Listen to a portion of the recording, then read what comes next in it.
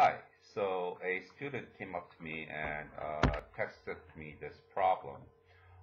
It was from Calculus BC. It was an MCQ, multiple choice question. It was the no calculator section. And the problem looks something like this. Let f of x equal the integral from 0 to x of 10 over 1 plus e to the t dt.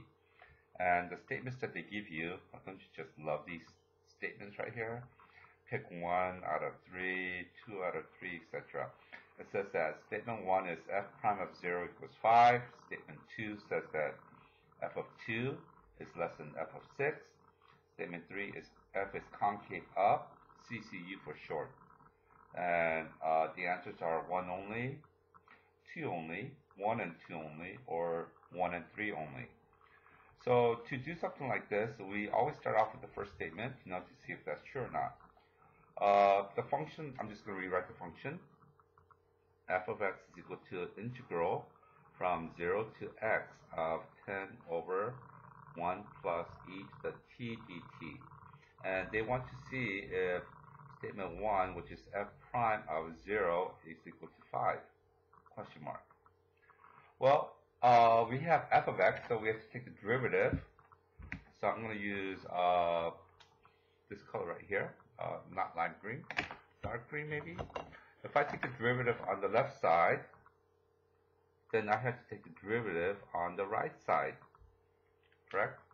So let's do this again. Let's use lime green this time. F prime of x is equal to the derivative of the integral. You just take those out because they're inverse operation, and you replace x in here. If this is a function, you have to multiply it by the derivative. So it happens to be 10 over 1 plus e to the x. That's it. Almost. We have to find f prime of 0 now. F prime of 0 would equal 10 over 1 plus e to the 0. I know that e to the 0 is 1. 1 plus 1 is 2. 10 over 2 is equal to 5. So statement number 1 is true. Let's try statement number 2, see if that's true or not. F of 2 is less than f of 6. Well, since this is a no calculator section, we kind of have to see what the graph of this looks like without a calculator. Let's label this. I don't know what I'm going to use this time. Red. Let's label this right there, little f of x. So first of all, f of x is equal to 10 over 1 plus e to the x, okay?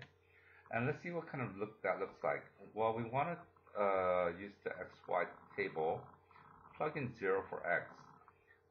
E to the 0 is 1, 1 plus 1 is 2, 10 over 2, oh, it was right over here, right, which is 5. And let's see what kind of happens in this function. I'm going to take the derivative of this.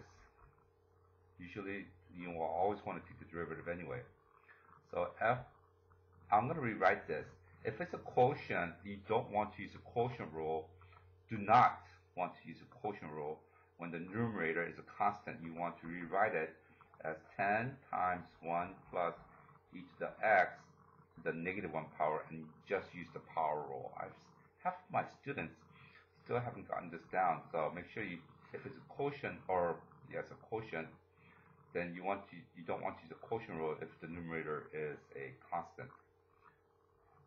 F prime of x, using the power rule, bring it all down, subtract 1, so it's going to be negative 10, 1 plus e to the x to the minus 2, times the chain portion of the inside. The derivative of the inside is just e to the x.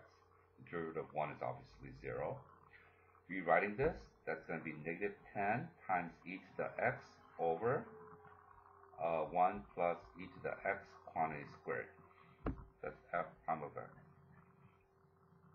Any value for x greater than 0, this is going to be positive. This is going to be positive right here. This is going to be negative, so it's going to be less than 0. That means it has a negative slope. So what it looks like is it starts off at 0, 5, And let's see what happens to this function as x gets bigger and bigger and bigger towards infinity. As x gets bigger, I'm just going to write f of infinity is equal to, f of infinity is, e to the infinity is infinity, 1 plus infinity is infinity, 10 over infinity approaches 0. So it looks kind of like this. It's got a negative slope approaching 0. And there you have it. So that's what the function looks like. Now, going from 0 to, let's say, x, which happens to be 2, there's 2, that's the area under the curve. That means to integrate, we're going to add up all of the area.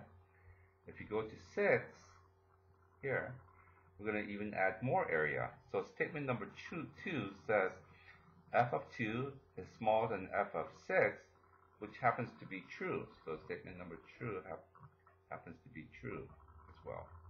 Looking at the answer, statement number 1 and 3 is only true. That's out. We can take out B because statement 1 is true, and we're left with C. Good luck on your AP exams.